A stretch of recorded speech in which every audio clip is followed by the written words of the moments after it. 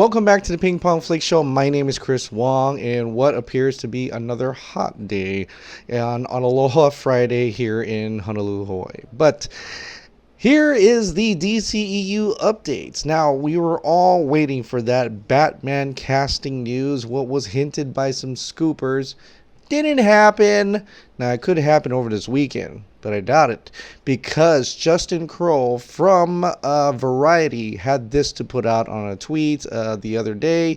Here's a small Batman update for you. Hearing the script is still being polished up and that there's a possibility shooting begins at the top of 2020 instead of fall 2019.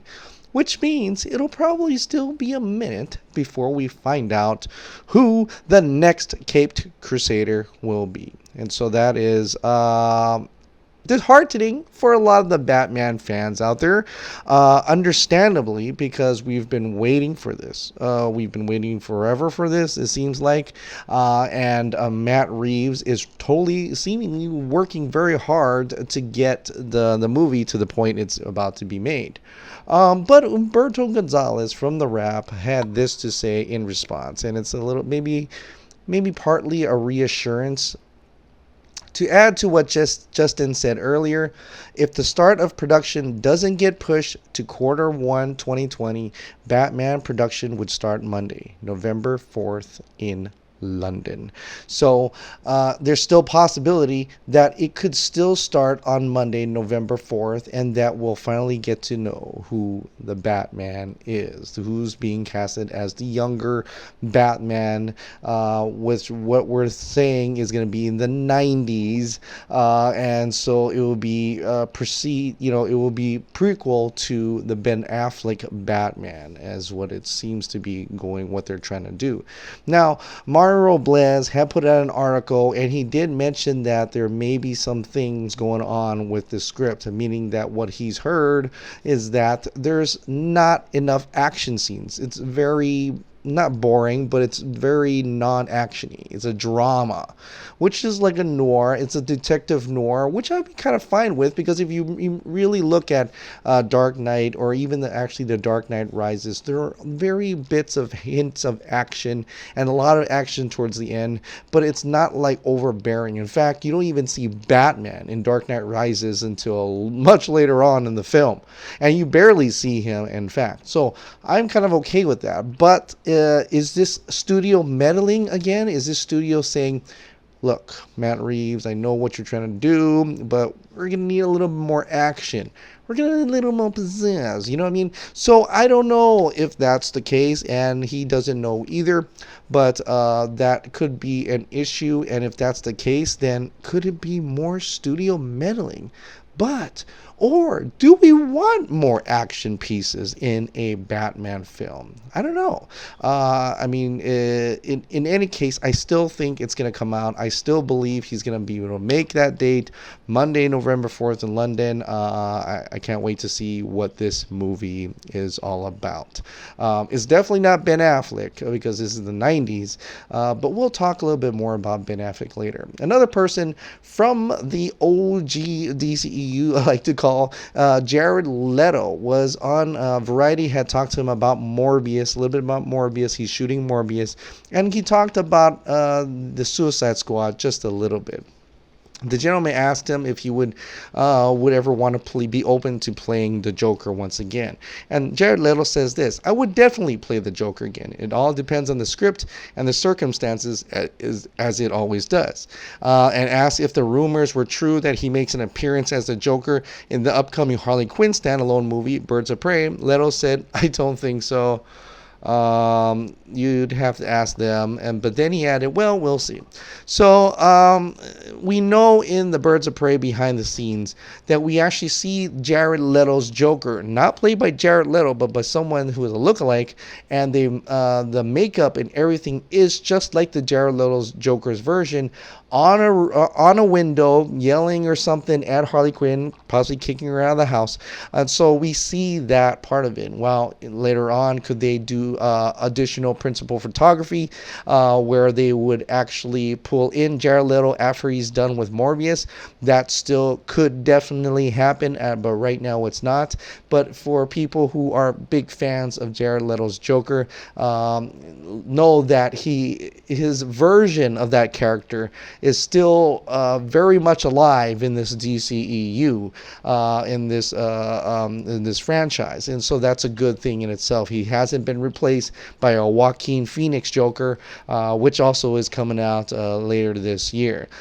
He also said really cool things about a DCEU, how it's not, it's still good. It's actually something to be celebrated and things like that. And he's very much a pro DC person. Also, very not pro, but very has good words about Marvel as well, and how all these movies really bring people excited about going to the movies once again. And I thought those comments were really cool. So I'll put that link in the description below, the Variety article about that. Another OG character from the DCEU seemingly hinted at an appearance later on. Dany Garcia, who is the wife of Hiram Garcia and the ex-wife of Dwayne "The Rock" Johnson, has put a interesting Insta story where she groups in Dwayne Johnson and Henry Cavill only because their birthdays are really close together. Dwayne Johnson, I believe he's born on May 2nd, and Henry Cavill is born on May 5th, which is this weekend, and so they're really close together, and it's just so happens she's the manager for both of these gentlemen, and so she decided to post it on her Instastory. But for Henry Cavill, she puts at Henry Cavill and decides to put a little sticker of Superman right above his head, a cartoon Superman from the Justice League animated series, or the animated Superman series. And so that's cool. And for people who think like, what is that about? What does that mean? Well, I believe she's just pretty much saying he's still Superman. One, she's wishing him a happy birthday, and two, that he's still Superman. And I talked about this at length, that Hiram and Dany Garcia and Dwayne "The Rock" Johnson are the managers for some of these DCEU film properties. One being Shazam, and next being Black Adam, and also the Shazam sequel. So, being that they're also the managers for, or at least Dany Garcia is the manager and rep for Henry Cavill, it makes it more possibility that, of course, Henry Cavill is still Superman. And a lot of people say he's still Superman. A lot of the actors, even Zachary Levi, says Henry Cavill is definitely still Superman. He's still, and they mentioned that one day they hope to be in the same movie with Henry Cavill's Superman. Within the movie Shazam, which is a huge spoiler if you haven't seen it, and why haven't you? At the end, you actually do see Superman, and but without the head, because what they're trying to say is that Henry Cavill at the time was not available. If you believe that or not, up to you. But the fact is, the costume that you see there is pretty much mostly based on the Man of Steel, the Justice League, and the Batman v Superman. It's Henry Cavill's suit, albeit a little updated with a little red on the left and right, but it's pretty much his suit. Most of it is pretty much his suit, and pretty much they're implying that Henry Cavill is still the Superman in this world, and that Superman is still relevant in this world. Now, to add to more positivity and optimism for these OG characters to come back, I like to refer to the JoeBlow.com's article, Peter Safran and Henry Gayden talk Shazam, Black Adam, and the future of the DCEU. Now, they go into quite a lot of lengths into about Shazam and how he was about to have Black Adam being the villain, and Dwayne "The Rock" Johnson did tell us this himself, that originally it was supposed to be Black Adam, and then later on they changed it so that Black Adam could have his own solo film. And so we got Shazam, we got Savannah, and they also talk about how this movie has always been about to be lighthearted, about family, about children, and so it was always supposed to be this way. It was never changed. The studio pretty much, the Walter Hamada gave the reins to Peter Safran and let him make the movie he wanted to make. David Sandberg make the movie he wanted to make based on Jeff Johns' New 52 line, and so that's why we got the movie that we got, which is good. I mean, it shows that they are really letting the directors and the creators make the movie they want to make. And producer Peter Safran goes into more details about the rest of the DCEU in terms of how what's coming out. You've got Birds of Prey, the second Wonder Woman, Batman, Suicide Squad, The Joker, which was a great script, great star, great director, and he really believes that they've got their mojo back. They're heading in the right direction, and the philosophy is develop great scripts with great filmmakers and go make great individual movies without worrying about having to tie all these things together in some larger manner. So I think the future of DC is really bright. So in other words, I believe he's trying to say that after Justice League, when there was a corporate mandate of 2 hours, he got Joss Whedon in, and they really tried to form this world-building kind of movie, and they tried to copy the Marvel formula, which tanked. It didn't do so well in the box office. It didn't, flop. Well, I guess it kind of did flop if the production was $300 million,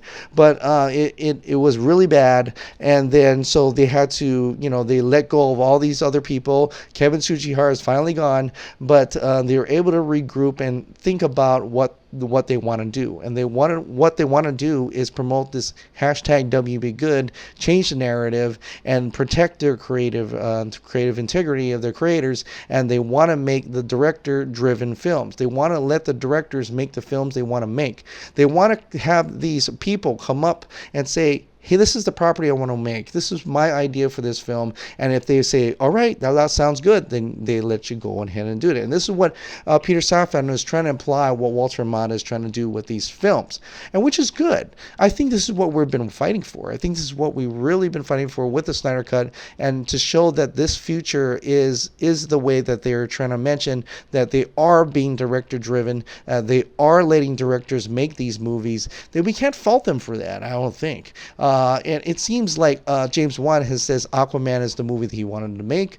Even though that was kind of like in the shady Jeff Johns-ish part of the realm, but Shazam, David Sandberg, this is the movie he wanted to make. We'll see Birds of Prey, Joker, looking like those are the movies that those directors wanted to make. Each film seemingly have its own tone and its own style, and so that is good because it looks like Kathy Yan's, from what the trailers that I've seen of her previous movie to the teaser that we've seen with Birds of Prey. It seems like she's able to get her stylistic, artistic sensibilities into that movie, into Birds of Prey. And that would say that they are director-driven films. They're not like Marvel Cinematic Universe, which is fine. They're doing their thing where they want to be a serialized type a set of movies where it's like a giant series with a giant season, series finale that was Endgame, which made a ton of money.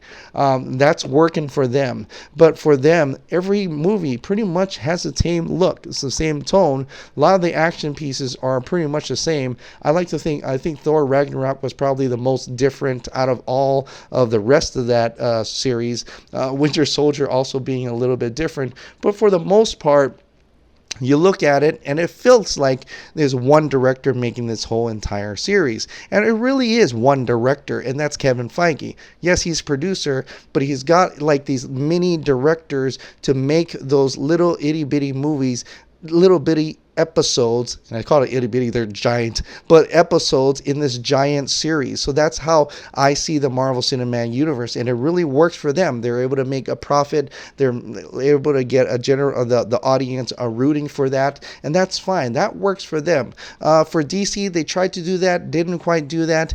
They stuck the landing by messing with Zack Snyder's director's driven, and actually tried to change like Batman v Superman, Suicide Squad, and then Justice League, and so that really messed them up, and that they're freaked out, and now they're going back to director-driven films. They're going back to the days of like Christopher Nolan, and they're going back to the days where they said, you know what, we're gonna let the directors make that, and maybe even more so because it's more apparent now what we're really watching them doing what they're doing, and they really need to change that narrative. And so I believe they've done that. The future of DCEU is that each film is a project, a small base project, agreed upon by the directors and actors and the cast and crew members and everything, and the producers, and they're saying, this is the movie I want to make. Do we agree upon that? Then we're going to keep that and go ahead, green light it. We're not going to change a thing.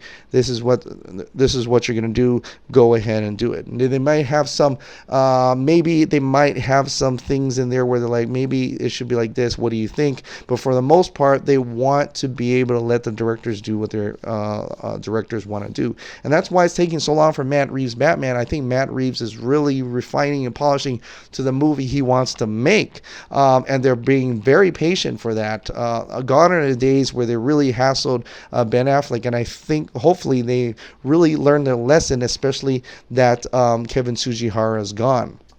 So, which I think Kevin Tsujihara was the main person who messed up this whole thing to begin with. And now with him gone, it's time to change the narrative. It's time to make director-driven films. And I think this is the direction they want to do. Now, what does this mean for the OG actors and actresses? Well, actresses in terms of Harley Quinn, Margot Robbie, Gal Gadot, they're still in the game. Jason Momoa, they're still in the game. We have yet to see if Ezra Miller is still in the game. The good news is that they're no longer going to be doing Fantastic Beasts shooting this year. They're going to shoot next year. So that may open up the possibility of starting the Flash movie, don't you think? But in any case, there's some good things about this. One is that just like that Amy Adams, when she talked about she doesn't know if she's in the DCEU anymore, it's only because she hasn't been contacted. And just like all of us, it seems like the actors and actresses are also in the dark, including Ben Affleck, who says, guess I'm not the Batman anymore, because right now the next project doesn't call for an older Batman. The next project calls for a 90s Batman, a Batman that's 20 years younger. And right now they don't have a Man of Steel 2 script, or if they do, they don't have a director to do it. They don't have a project going on for it. So there's nothing for Henry Cavill to appear in, especially on his contract. Jared Leto, there is a movie with Joker, Jared Leto, but right now he's filming Morbius. And he may have a chance to come in, who knows? But this is the thing I want to say. I know a lot of people, there's articles out there saying they're not this and they're not that.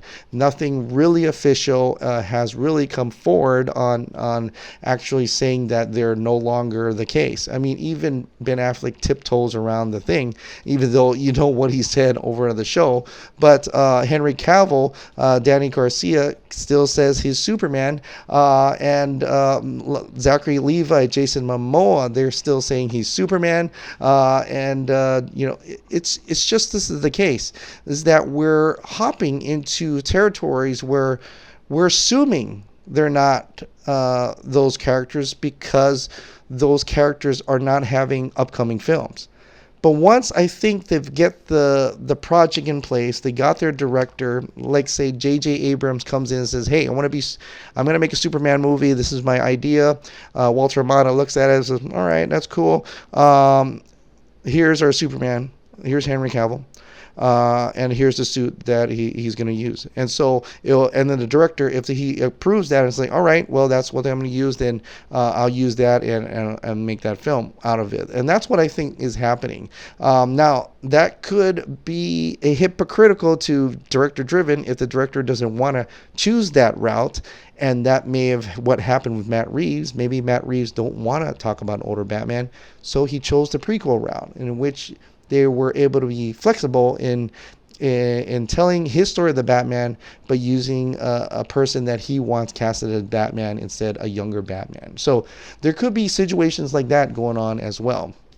What got me thinking more about that was that Ezra Miller, how they were so concerned about Ezra Miller that they'll let him present his script, and we still don't know if they approved it or not. There's nothing official about a Flash movie right now. It's still in limbo. But in any case, for people who want director-driven DCEU films from now on, I think we are in the clear. They just need to fix one bearing issue, and that is the Snyder Cut. When they release the Snyder Cut, we can finally close that chapter on Zack Snyder's directive, creative integrity for him and his family, the cast and crew members that worked hard on the team on that movie, and really seal the deal that we'll finally be able to trust Warner Brothers in the future.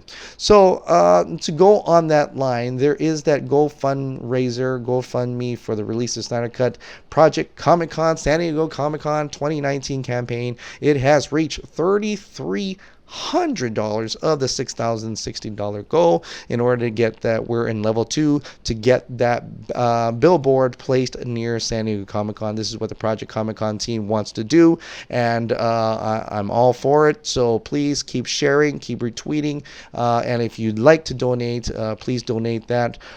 If the Snyder Cut does come out at pretty soon, or San Diego Comic-Con, all those proceeds will go directly to the American Foundation of Suicide Prevention. So be aware of that.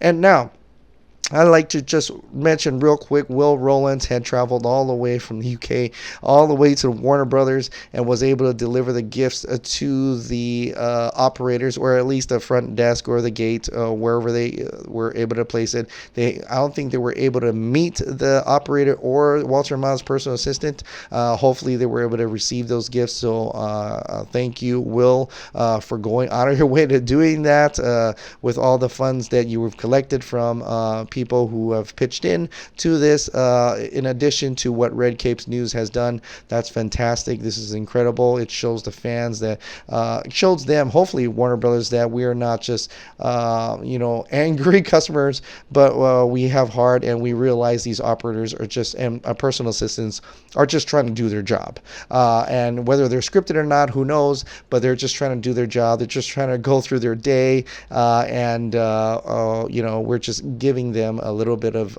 a gift in reciprocating for that, the little hope that they've given us. So that is it for tonight. Tomorrow morning, or by the time you see this, it will probably already had, I have a live discussion panel with Eric Blake, Hard Boiled Entertainment, at 9 a.m. Pacific Standard Time. So be on the lookout for that. Also, nighttime, I'm going to have at midnight. I know you're like, at midnight? 12 a.m. Pacific Standard Time, the Saturday, well, I guess would be into Sunday, which turns out to be Scotland's 8 a.m. on Sunday. I'm going to be having a live discussion with the very own Shaker at Film Gob. We're going to be talking about a whole bunch of stuff, but it'll be my first discussion with him. I've been wanting to do a podcast with him for so long, and hopefully we're going to have lots of fun. We are definitely going to have lots of fun tomorrow. Eric Blake, Film Gob. This is going to be incredible Saturday for me, and so stay tuned and join in if you can. If not, it'll be uploaded and you can listen to at your earliest convenience. All right, guys. Well, thank you so much for subscribing. Thank you so much for watching. I'll see you next time.